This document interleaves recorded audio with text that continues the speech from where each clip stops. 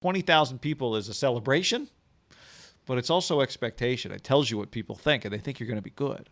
Well, last night out and about rubbing elbows with the people, and you were saying this like Nance earlier before we hopped on, just about the Niners buzz. You feel it everywhere you go because so many people are just wearing hats, wearing shirts in anticipation for the season. And I think if you just ran into a random guy, 30-year-old Billy, and you said, who do you feel better about right now?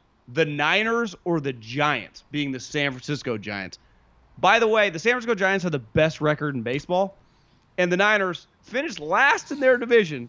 I think the Niners right now are talked about like a legit Super Bowl favorite, where the Giants are probably more than likely going to be the 1 seed in baseball. I think most people would be, the Niners. It'd be like, Giants are really good, but I don't know if it's all going to come together. The expectations right now for the San Francisco 49ers and the standard, I just think in the way they're being talked about, is probably a little different based, it's not very often that a team comes off a 6-10 year and people are going to have the expectations this team's going to have. Because I would say anything, I don't give a shit how it happens. If they miss the playoffs, it would be an epic disaster, right? Because they have 2 quarterbacks. That's the other thing. I mean, they have 2 quarterbacks. The team is pretty stacked. And, the way they're just being talked about nationally, locally, you and I have been at practice, they look good. The expectations, I think, are fair, but that comes with pressure of getting it done. And it's not like, they're the Saints or they're Andy. It's not like they've been going to the playoffs every year, so you just mark them in the playoffs, right? And they're definitely just getting marked in the playoffs, right? Yeah, and also I think part of it is there's a semi-pass for last year from a lot of people because of the injuries they had, they had a lot of injuries, legitimate. But you don't get that 2 years in a row because if you get a lot of injuries in the second year and it costs you again and it looks bad again, part of the response is why did you not better prepare for all these injuries, right? Yeah. You had it happen last year. So if part of the nature of the sport, no doubt, is you just got to hold your breath and hope. Like I said this to you when we were watching practice the other day, and Jimmy Garoppolo was throwing from a muddied pocket, and they're just D linemen and O linemen everywhere, and 2 offensive linemen go down. It's just you just hold your breath and you hope that both guys pop up and they walk off. And that's how it is in August. Forget it. September, October, it's a whole different animal. But you don't get that 2 years in a row. But every team, here's the thing, every team has injuries, some form or fashion. It's just that they're at the time now in their team building process. There is no excuse. You have to make the playoffs. We talked about it going into year 3 for Kyle because he was still held to such a, people talked about him so well.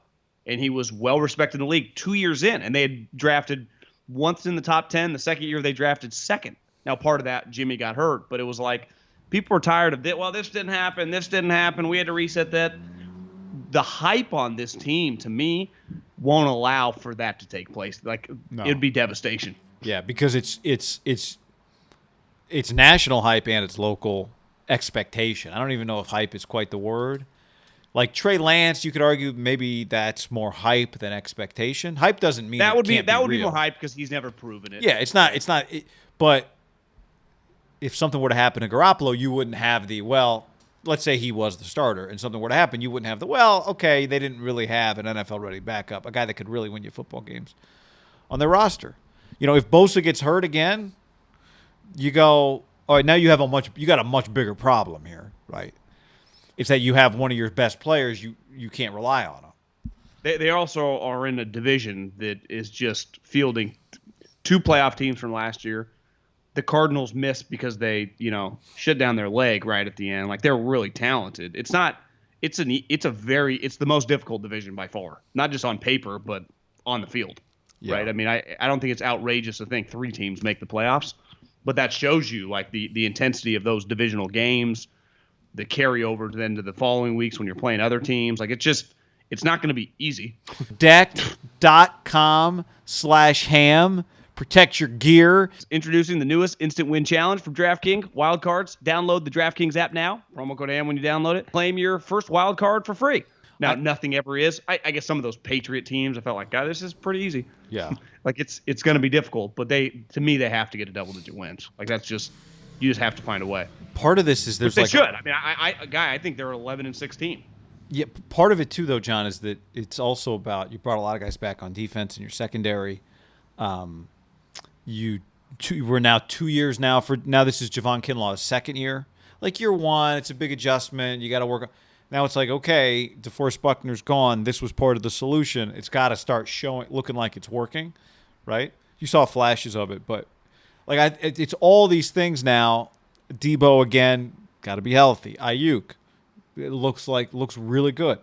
Can he slide into that spot? Like there's just a lot of things that even though they feel like a known, I know what Nick Bosa is when he's healthy. I know what Debo Samuel is when he's healthy. I know what I've seen from Brandon Ayuk. I know if Jason Verrett's healthy, I saw what that looks like.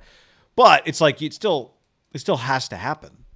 But because there are so many of those knowns, like you've seen these guys, I think it's easy for people to go, yeah, that group right there should win 11 games. Yeah. And I mean, if they win 11 games, Hayward Middlecoff will be very happy because business will be very good on this podcast. Yeah. Well, right. That's the other part. Transparency is important. Yeah, I mean, it's pretty clear.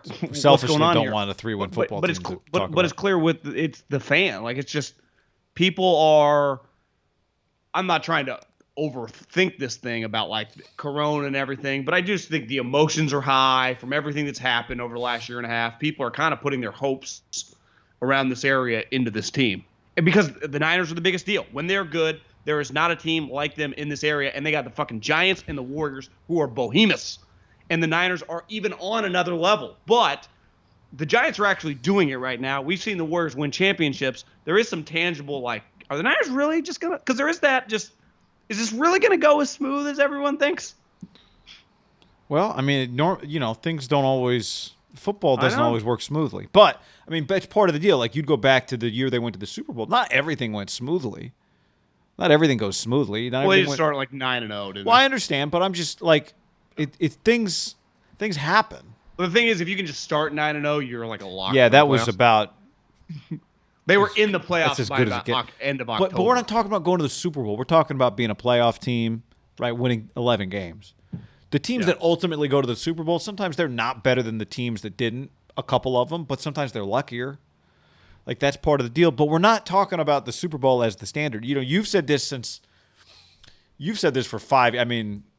7 years? How long ago did we start doing a radio show? Like, the one thing about Niner fans is they know what it looks like. Like, you can't fool them because they've seen it. They saw it in the 80s. They saw it in the 90s. Saw it again with Harbaugh. So you can't trick them. There's no, 2 years ago. Oh, no, it's coming. It's like, no, we know what it's supposed to look like. Yeah. Billy on YouTube says, Niner fans are tired of losing, endured the Singletary days. Still mad about the Singletary days. I mean, shit, when Jed shipped Harbaugh, people were flying planes over the stadium with banners that said to fire Jed York. That was an impressive amount of passion from a West Coast fan base that doesn't get the credit for it. But you and I talk about this as a top 5 organization in the league. It was ugly times. Brand. I mean, they had fired one of the most, if you had to rank, I mean, in our lifetime, obviously Bill Walsh was number one. I'd say Harbaugh's popularity, while it was short, was and it turned out more an external popularity than like beloved in the building. Yeah, but the external popularity with the fans was high. Wouldn't you agree? Well, because he's the most beloved coach I've ever seen. Like people like Bruce Bochy, everyone loved him. But like when you talked about Jim Harbaugh, like in the peak of the Niners rolling with a fan, they took pride like he was a family member. Like it was never seen anything like it. Because he probably honestly might not ever see anything like it again. It's because he was so bizarre. It was like, that's I think Niner fan, like that's our weirdo. Yeah, it was a unique personality. He's an outlier. He's a one of a kind. From YouTube, Pinor, we need to see the preseason games already. The QB battle and the cornerbacks is all we talk about. I want to know who's a lock to be that third receiver we can count on. Seeing Ambry Thomas and Trey Learning. I do want to know who that third. I mean, what at this point? Third receiver's a lock, as Mohamed Sanu. Somebody asked the other day, like, could it be Jalen Hurd? It's like, well, he started actually practicing several practices in. Probably not going to be. I heard Kyle's like, yeah, it's good to see him for the first time in 2 years. We'll just take it day by day.